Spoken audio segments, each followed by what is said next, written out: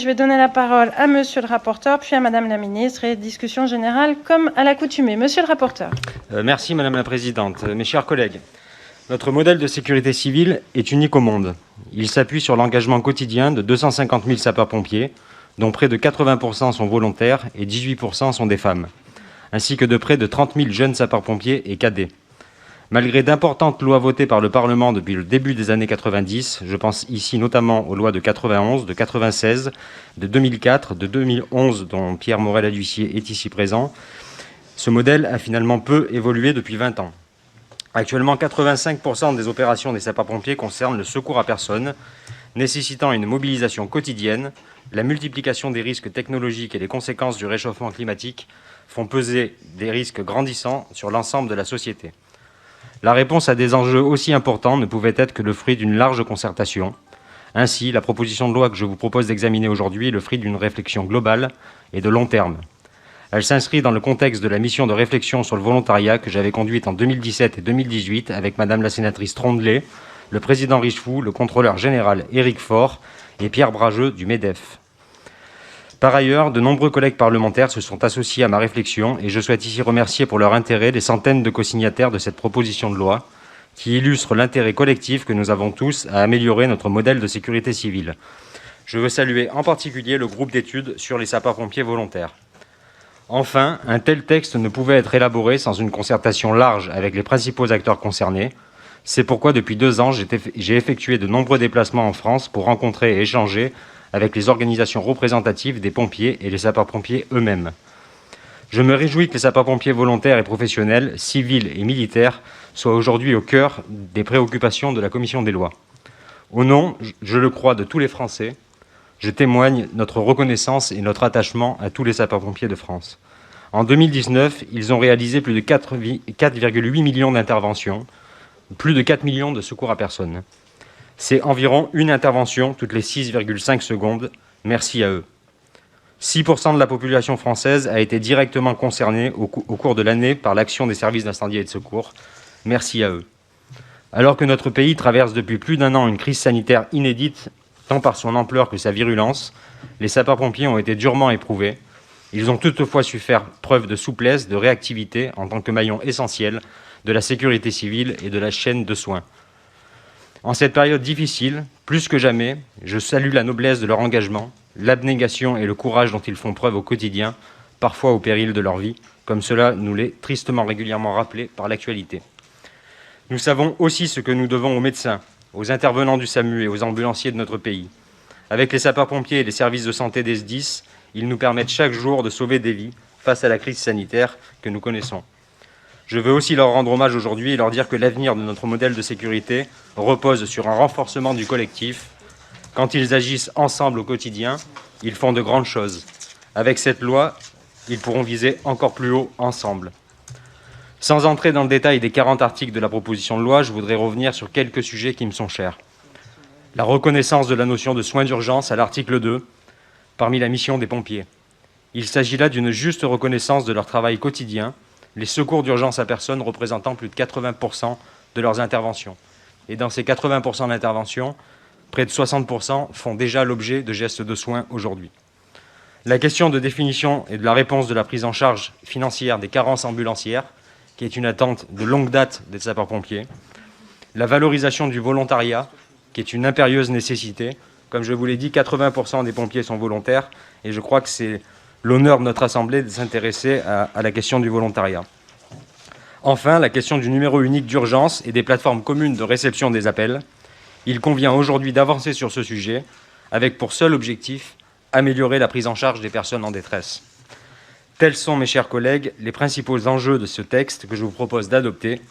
Nous le devons aux 253 000 pompiers professionnels, volontaires ou militaires, et plus largement à l'ensemble des acteurs de la sécurité civile de notre pays. Je vous remercie. Madame la ministre, à vous. Merci Madame la Présidente. Monsieur le rapporteur, cher Fabien Matras, Mesdames et Messieurs les députés, d'abord vous dire que c'est pour moi un grand plaisir d'être aujourd'hui auditionné devant votre commission sur cette proposition de loi qui vise à consolider notre modèle de sécurité civile et à valoriser le volontariat déposé par monsieur le député Fabien Matras.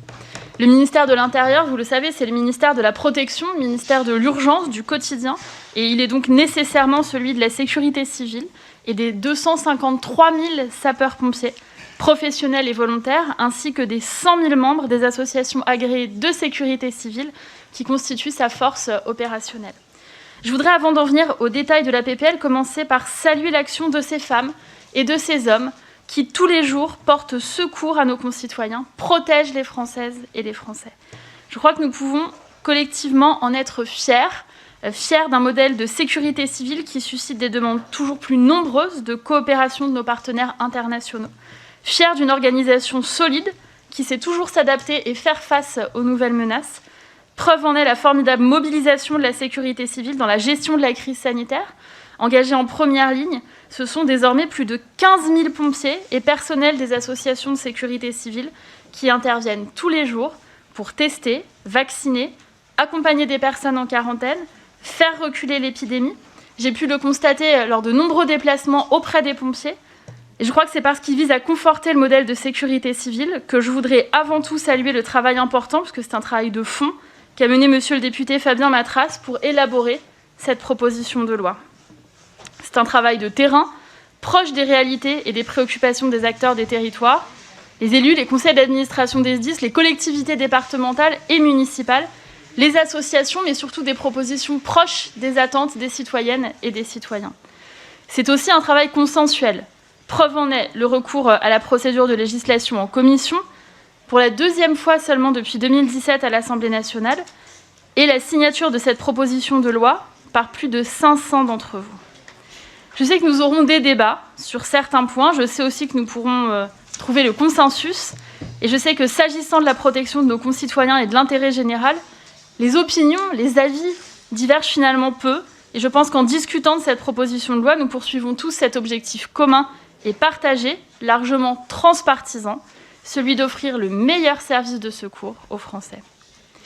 La proposition de loi de Fabien Matras, elle apporte des avancées attendues par l'ensemble de la sécurité civile. Et je veux dire ici que le gouvernement les soutient. Cela fait 17 ans qu'une grande loi n'était pas venue moderniser le droit de la sécurité civile.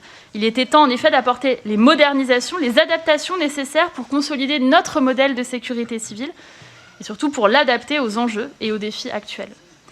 Consolider notre modèle de sécurité civile, cela signifie avant tout conforter le volontariat. Le volontariat, c'est cette spécificité française si précieuse qui permet à notre modèle de porter secours à l'ensemble de nos concitoyens en tout temps, en toutes circonstances, en tout point du territoire. La solidité de ce modèle repose sur les 190 000 femmes et hommes qui, en parallèle de leur travail, de leurs études, volontairement donnent de leur temps et s'engagent pour secourir les autres. Ces 190 000 femmes et hommes, ils sont le pilier de notre organisation de secours et ils doivent le demeurer. Enfin, au-delà de la performance des outils, c'est avant tout un service rendu aux citoyens par les citoyens eux-mêmes. Et par là, c'est vraiment l'incarnation de l'engagement citoyen. Secourir son prochain, parfois en mettant en danger sa propre vie. Les 252 000 héros du quotidien que sont les sapeurs-pompiers incarnent et font vivre dans chaque territoire ces valeurs, celles de la République. Car au-delà de la loi, nous le savons tous, il y a les actes, il y a les interventions, de jour comme de nuit, la semaine comme le week-end, des parcours, un engagement partagé par l'ensemble des acteurs de la sécurité civile, secourir. Cet engagement inspire, cet engagement est un modèle pour notre jeunesse notamment. Et cet engagement, il doit être reconnu et il doit se poursuivre face à la multiplication des risques auxquels nous sommes exposés. C'est l'objectif de cette PPL. 17 ans après la dernière loi de modernisation de la sécurité civile, elle apporte incontestablement de grandes avancées qui vont permettre de consolider son modèle. Je me réjouis à nouveau du large consensus dont elle fait l'objet parmi votre Assemblée et je sais que nos débats n'en seront pas moins riches.